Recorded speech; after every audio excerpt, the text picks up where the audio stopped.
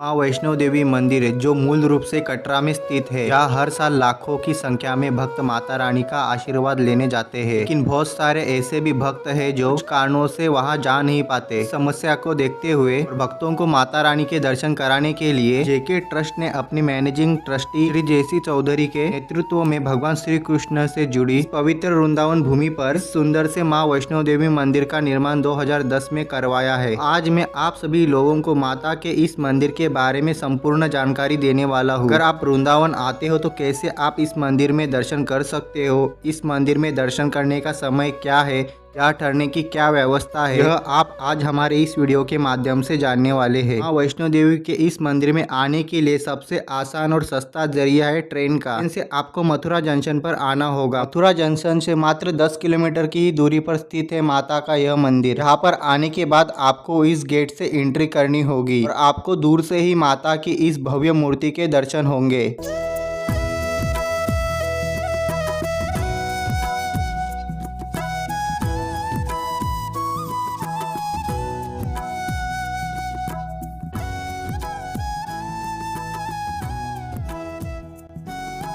थोड़ा और आगे आने के बाद आपको यह खूबसूरत सा नज़ारा देखने को मिलेगा। यहाँ पर खूबसूरत से झरने बनाए हुए हैं।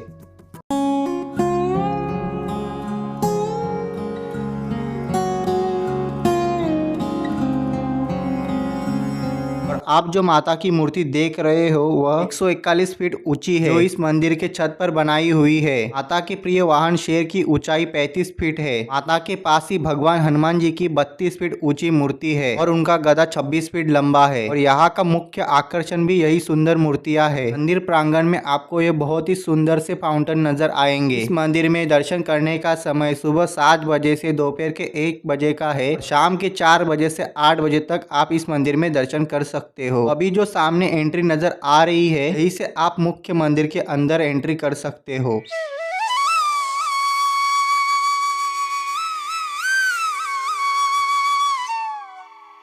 मंदिर के अंदर मुख्य गर्भगृह में आपको माँ वैष्णो देवी के सुंदर से दर्शन होंगे। इस प्रकार आपको माँ वैष्णो देवी के कटरा में दर्शन होते हैं, इसी प्रकार यहाँ पर भी आप उनके दर्शन कर सकते हो। यहाँ का वातावरण बहुत ही ज्यादा शांत है।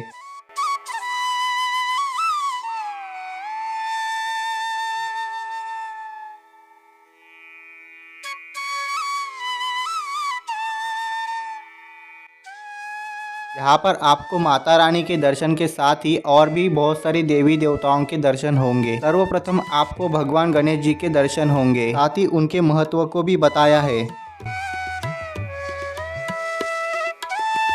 इसके बाद आपको भगवान श्री कृष्ण यमुना नदी में कालिया नाग का मर्दन करते हुए दिखेंगे। श्री गुरु नानक जी अपने शिष्य बाला और दाना के साथ दिखेंगे। गुरु नानक जी सिखों के प्रथम गुरु है। आगे आपको भगवान श्री कृष्ण श्री राधा एवं अन्य गोपियों के साथ रासलीला करते हुए दिखेंगे। श्री लक्ष्मण जी मूर्छित अवस्था के दौरान श्री हनुमान जी हिमालय से संजीवनी पर्वत लाते हुए दिखाए हैं।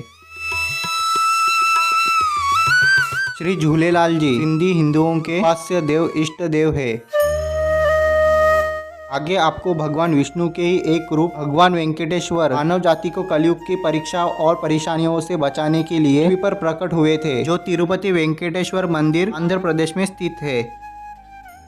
श्री सिद्धिविनायक जी भगवान गणेश की जिन प्रतिमाओं की सूंड दाईं तरफ मुड़ी होती है, वे सिद्धिविनायक कहलाते हैं। वे भक्तों की मनोकामना को तुरंत पूरा करते हैं। सिद्धिविनायक मंदिर जो मुंबई में स्थित है। भगवान विष्णु की विश्राम अवस्था को पद्मनाभ कहा जाता है और इस रूप में विराजित भगवान पद्मनाभ स्वामी के नाम से विख्यात है। श्री पद्मनाभ स्वामी मंदिर जो तिरुअनंतपुरम केरल में स्थित है। पुरी का जगन्नाथ मंदिर एक हिंदू मंदिर है जो भगवान जगन्नाथ को समर्पित है। मंदिर के तीनों मुख्य देवता भगवान जगन्नाथ, उनके बड़े भ्राता बलभद्र और भगिनी सुभद्रा है। इनका मंदिर ओडिशा के पुरी में स्थित है। आगे आपको भगवान श्री कृष्ण अर्जुन को कुरुक्षेत्र के युद्ध में विश्व रूप का दर्शन करते हुए नजर आएंगे। विश्व रूप भगवान विष्णु का सार्वभौमिक स्वरूप है। भगवान गौतम बुद्ध बोध गया बिहार में बोधि वृक्ष के नीचे कठोर साधना करते हुए जहाँ उन्हें ज्ञान की प्राप्ति हुई और वे सिद्धार्थ से भगवान गौतम बुद्ध बन गए। श्री राधा कृष्ण सृष्टि में इस दिव्य जोड़े को शुद्ध और सच्चे प्रेम के प्रतीक के रूप में देखा जाता है। इनका प्रेम आदर्श और परिपूर्ण माना गया है। श्रीनाथ जी भगवान श्री कृष्ण का एक स्वरूप है जो 7 साल के बच्चे के रूप में है। श्रीनाथ जी का मंदिर राजस्थान के उदयपुर शहर के नाथद्वारा में स्थित है। भगवान विष्णु के 8वें अवतार भगवान श्री कृष्ण जी का स्वरूप श्री द्वारकाधीश मंदिर जो गुजरात में स्थित है। भगवान कार्तिकेय को युद्ध और विजय के देवताओं के साथ तो देवताओं का सेनापति भी कहा जाता है। ये भगवान शिव और माँ पार्वती के ज्येष्ठ पुत्र है। आगे आपको भगवान शिव का परिवार नजर आएगा। इसमें भगवान शिव, माता पार्वती और उनके 2 पुत्र भगवान कार्तिकेय और श्री गणेश एवं उनके वाहन नंदी जी, मयूर और मूषक नजर आएंगे।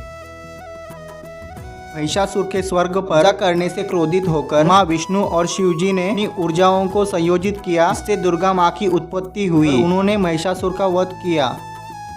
माँ सरस्वती को साहित्य, संगीत, कला की देवी माना जाता है। लोक चर्चा में माँ सरस्वती को शिक्षा की देवी माना गया है।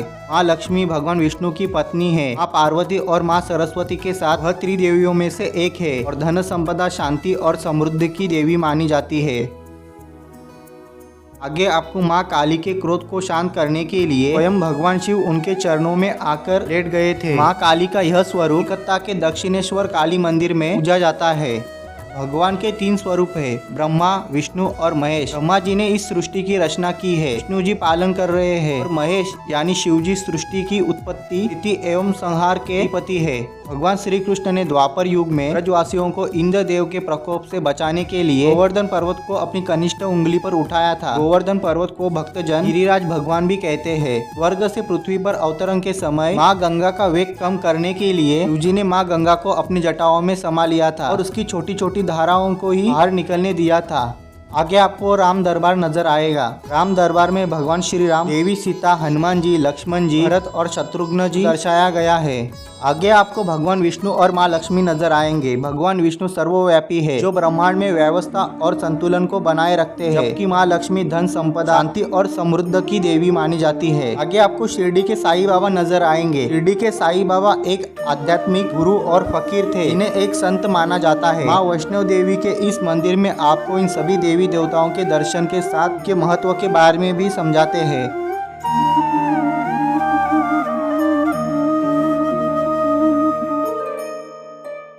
यहाँ पर एक आध्यात्मिक हॉल है जहाँ पर भक्तजन माता के ध्यान में लीन रहते हैं।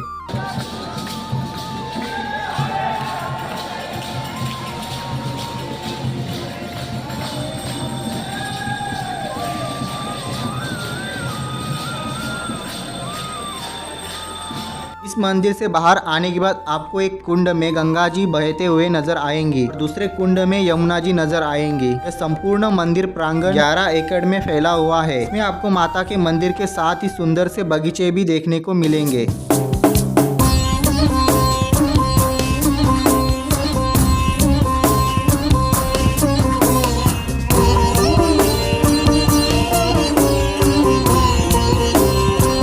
सीढ़ियों से जैसे ही आप ऊपर आओगे आपको यह गुफा का रास्ता नजर आएगा। इस प्रकार कटरा में माँ वैष्णो देवी की गुफा है, इसी प्रकार यहाँ भी गुफा बनाई है। गुफा में प्रवेश करते ही आपको एक अद्भुत अलौकिक शांति की अनुभूति होगी। गुफा का वातावरण शांत और ठंडा है। गुफा के फर्श पर निरंतर पानी बहता रहता है। गुफा में सबसे पहले आपको श्री गणेश जी के दर्शन होंगे, साथ ही उनके स्वरूप के बारे में भी यहाँ पर बताया गया है। उसके बाद आपको माँ वैष्णो देवी यानी शेरावाली के दर्शन होंगे। आगे आपको इस गुफा में 9 दुर्गाओं के दर्शन होंगे। माँ दुर्गा के पहले स्वरूप में माँ शैलपुत्री के दर्शन होंगे। माँ दुर्गा की 9 शक्तियों का दूसरा स्वरूप माँ ब्रह्मचारिणी जी के दर्शन होंगे। साथ ही उनके कथा के बारे में भी यहाँ पर बताया गया है। माँ दुर्गा जी की तीसरी शक्ति का नाम माँ चंद्रघंटा है। माता दुर्गा जी का चौथा स्वरूप माँ कुष्मांडा है।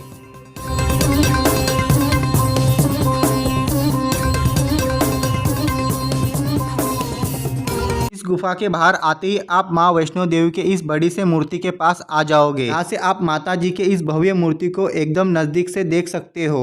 यहीं पर आपको यह परिक्रमा मार्ग नजर आएगा, जिससे आप माता जी की परिक्रमा कर सकते हो।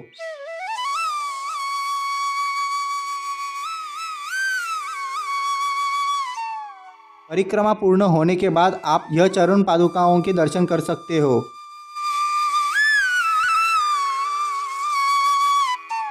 चरण पादुका के पास ही आपको गुफा का दूसरा भाग दिखाई देगा। इसके अंदर 9 दुर्गाओं में से की स्वरूपों के दर्शन होंगे। 9 दुर्गाओं में 5वां स्वरूप मां स्कंद माता के दर्शन होंगे।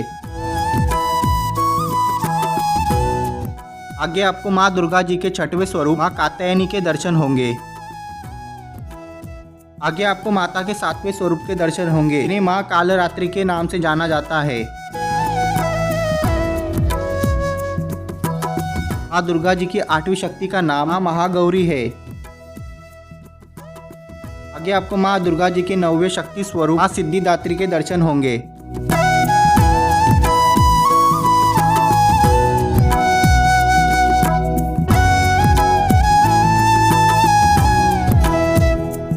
इस गुफा से बाहर आते ही आपने जहाँ से गुफा में एंट्री की थी आप वापस वहीं पर आ जाओगे। यहाँ पर एक भोजनालय भी है जहाँ यहाँ पर आने वाले भक्तजन भोजन कर सकते हैं। यहाँ आपको माता जी का प्रसाद भी मिलेगा।